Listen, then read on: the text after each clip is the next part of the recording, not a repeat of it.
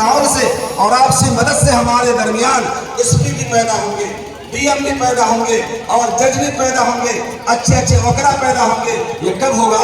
جب آپ حضرات ہمارے مشن کے ساتھ آئیں گے، علماء ائمہ فاؤنڈیشن کا ساتھ دیں گے۔ ابھی الحمدللہ سپول، سہرسہ، مدھے پورہ تینوں ضلع کے اندر علماء ائمہ فاؤنڈیشن بڑی قوت کے ساتھ، مستعدی کے ساتھ سارے علماء لگے ہیں اور فاؤنڈیشن کے مشن کو آگے بڑھانے کے کام کر رہے ہیں۔ ابھی عنقریب آپ کے مدھے پورہ کے اندر بھی اسی طرح سے اجتماعی طور پر 15 سے 20 بچوں کا شادی کا انتظام کیا جا رہا ہے۔ اس کے بعد سپول کے اندر بھی انتظام کیا جائے گا۔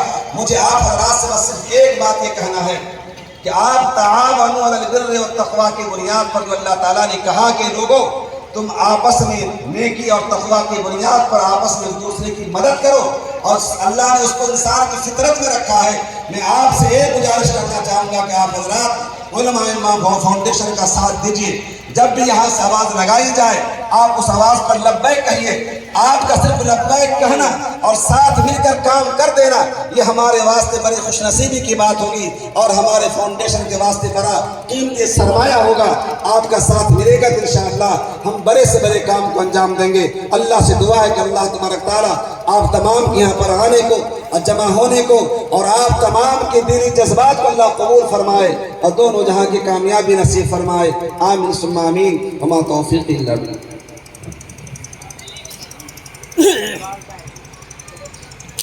جزاک اللہ احسن الجزاء۔ ابھی آپ حضرات علماء ائمہ فاؤنڈیشن کی تاریخ، اس کا مشن، اس کا مقصد اور اس کے آگے کے لائے عمل کو سن رہے تھے۔ مجھے امید ہے کہ آپ حضرات نے جن باتوں کو بغور سنا ہے اس پر انشاءاللہ ضرور عمل کریں گے۔ ابھی تک جن لوگوں نے جو بھی تعاون کیا ہے اللہ تعالیٰ اسے قبول فرمائے، اور جنہوں نے تعاون نہیں کیا ہے ان سے میری گزارش ہوگی کہ استقبالیہ میں ہمارے احباب وہاں تشریف رکھتے ہیں اور وہاں آپ پہنچ کے واپسی میں یا ابھی جب بھی چاہیں کچھ نہ کچھ ضرور تعاون کریں، تاکہ یہ آپ کے نام اعمال میں آپ کی آج کی حاضری درج ہو جائے اور نیکیوں کا یہ سلسلہ چلتا رہے، اور قیامت میں جب آپ اللہ کے حضور حاضر ہوں تو نیکیوں کا ایک بڑا ذخیرہ آپ کے سامنے موجود ہو۔ اب میں بڑے ہی ادب و احترام کے ساتھ فاؤنڈیشن کے صدر محترم جناب مفتی منظور احمد صاحب قاسمی سے گزارش کرتا ہوں کہ محترم تشریف لائیں اور اپنی قیمتی باتوں سے ہم سامعین کو مستفیض فرمائیں۔ اس کے بعد انشاءاللہ نکاح کا عمل شروع ہوگا۔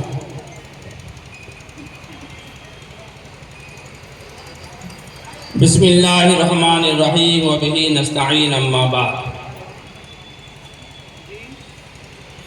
سب سے پہلے میں ان تمام حضرات سے گزارش کر رہا ہوں، خواہ وہ علماء کرام ہو یا ہمارے مہمان کرام ہو یا میزبان ہو، آپ حضرات کے لیے کرسیاں ترس رہی ہے اور آپ خواہ مخواہ دھوپ کی شدت کھا رہے ہیں۔ میں آپ تمام سے گزارش کروں گا کہ آپ لوگ جہاں کہیں بھی ہو آپ اپنی کرسی کو استعمال کریں۔ دوستو بزرگوں، اب تک آپ نے علماء ائمہ فاؤنڈیشن کے کارنامے آپ نے سنے، علماء ائمہ فاؤنڈیشن کے ذمہ داران کی جد و جہد محنت کو آپ نے سنا۔ دوستو یقیناً علماء ائمہ فاؤنڈیشن کی ایسی قربانی ہے جس کی نظیر میرے خیال سے صوبہ بہار کے اندر نہیں ہے۔ یہ میں فخر کے طور پر کہہ سکتا ہوں، اور الحمدللہ یہ اپنا دائرہ سہرسہ سے لے کر کے مدھے پورہ اور مدھے پورہ سے لے کر کے ارریہ کے بارڈر تک پہنچ گیا ہے، اور انشاءاللہ شمال میں سپول اور سپول سے آگے بھی جائے گا، اور انشاءاللہ مغرب میں دربھنگا تک جائے گا، اور انشاءاللہ اگر ہماری یہ جد و جہد رہی اور آپ لوگوں کی محنت رہی، آپ لوگوں کی توجہ رہی، تو انشاءاللہ علماء ائمہ فاؤنڈیشن صوبہ بہار کے اندر ایک الگ تنظیم ہوگا جس کو لوگ گنگان کریں گے۔ محترم بزرگوں، دوستوں، قربانیاں ہیں، لیکن میرے خیال میں قربانیاں ابھی اس مجلس میں سب سے بڑی قربانی کس کی ہے؟ ذرا توجہ کریں۔ میں افتخار کے ساتھ کہہ سکتا ہوں کہ سب سے بڑی قربانی اگر ہے تو ان دولہوں کی ہے، ان دولوں کے ذمہ داروں کی ہے۔ اس لیے دوستو بزرگوں کہ آج کل جو ہمارا نکاح وہ نکاح سنت والا نکاح نہیں ہے، سنت والا نکاح نہیں ہے۔ یہ ضرور ہے کہ امام النکاح میں سنتی پڑھتے ہیں، لیکن سنت والا نکاح نہیں ہے۔ آپ فخر کے طور پر کہہ سکتے ہیں کہ یہ جو نکاح ہو رہا ہے، جو علماء ائمہ فاؤنڈیشن کے زیر اہتمام ہو رہا ہے، یہ یقیناً سنت کے طریقے پر ہو رہا ہے۔ آپ نے کسی جتنے آئے دلہا نوشہ کرام آئے، آپ نے کئی پٹاخے سنے، آپ نے پٹاخے سنے، گاجے باجے سنے، بالکل جو اللہ کے رسول صلی اللہ علیہ وسلم نے ارشاد فرمایا کہ نکاح تو بالکل آسان ہے اور سادہ ہے، ہم لوگوں نے اسے سخت بنا دیا۔ یہ قربانی ہر ایک جوان کی آج کے معاشرے میں یہ ہے کہ میری شادی ہو تو ڈھول بازے کے ساتھ ہو، ڈی جے کے ساتھ ہو، پورے تھرکنے کے ساتھ ہو، پورے ہو ہلا اور شور کے ساتھ ہو۔ ان بچوں کی، ان جوانوں کی یہ نفس کشی ہے، رسول اللہ صلی اللہ علیہ وسلم کی سنت پر عمل ہے، تو سب سے بڑی قربانی میں ان کی مانتا ہوں۔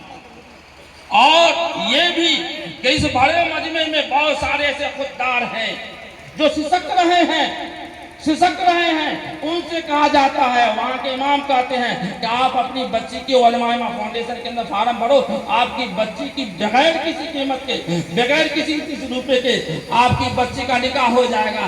تو اس کا کیا جواب ہوتا ہے؟ بابو سماج کو کیا کہیں گے، بارات گھر پر نہیں آئی، ڈھول بازے نہیں بجے تو بھائی۔ مطلب ایک ادنا سے ادنا انسان کی یہ ذہنیت بن گئی ہے، ایک ادنا سے ادنا کہ ڈھول بازا بجے گا تب یہ شادی ہوگی۔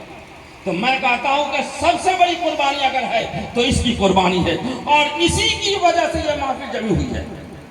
اگر یہ نہ ہوتا تو یہ محفل نہیں ہوتا، اگر یہ نہ ہوتے تو ہماری قدر کابش ہوتی، نہ ہماری محنت ہوتی، نہ یہ سارے سامان ہوتے۔ تو اصل قربانی اگر ہے تو اس کی قربانی ہے۔ ہم سب دعا کریں اللہ تبارک و تعالیٰ ایسے ہمارے معاشرے کے اندر جوان پیدا کرے جو سنت پر عمل کرے، جس کی نکاح ہو تو سنت کے طریقے پر ہو۔ آپ جانتے ہیں نکاح کتنا بڑا عمل ہے؟ نکاح تمام عبادتوں سے سب سے بڑی عبادت ہے، تمام عبادتوں، چاہے وہ نماز ہو، چاہے وہ روزہ ہو، چاہے وہ حج ہو، چاہے وہ زکوٰۃ ہو، تمام عبادتوں میں اگرچہ یہ سنت ہے مگر اس سے بڑی عبادت کوئی نہیں ہے۔ اور یاد رکھ لیجئے یہ نکاح جو ہے ایک پیڑ کو لگانا ہے، ایک پیڑ کو سینچنا ہے۔ اس پیڑ کے اندر اگر اچھے کھاد پڑیں گے، رسول اللہ صلی اللہ علیہ وسلم کی سنت ہوگی تو انشاءاللہ یہ پیڑ باغ و بہار بنے گا، یہ پھلدار بنے گا۔ اور اگر اس پیڑ کو اگر ہم نے غلط رواج کے ذریعے ہم نے اس کو پالا بڑھایا تو یقیناً وہ پھلدار تو ہوگا لیکن معاشرے کے اندر وہ خون خرابی پیدا کرے گا، معاشرے کے اندر وہ تباہی لائے گا۔ اس لیے دوستو بزرگوں، میں تمام جوانوں سے، تمام بزرگوں سے گزارش کرتا ہوں کہ آپ جو کچھ کرنا ہے آپ کی مرضی، لیکن نکاح ہمارا سادہ ہونا چاہیے، نکاح ہماری سنت کے طریقے پر ہونا چاہیے۔ اگر دوستو بزرگوں یہ قربانی الحمدللہ بہت بڑی قربانی ہے، ہم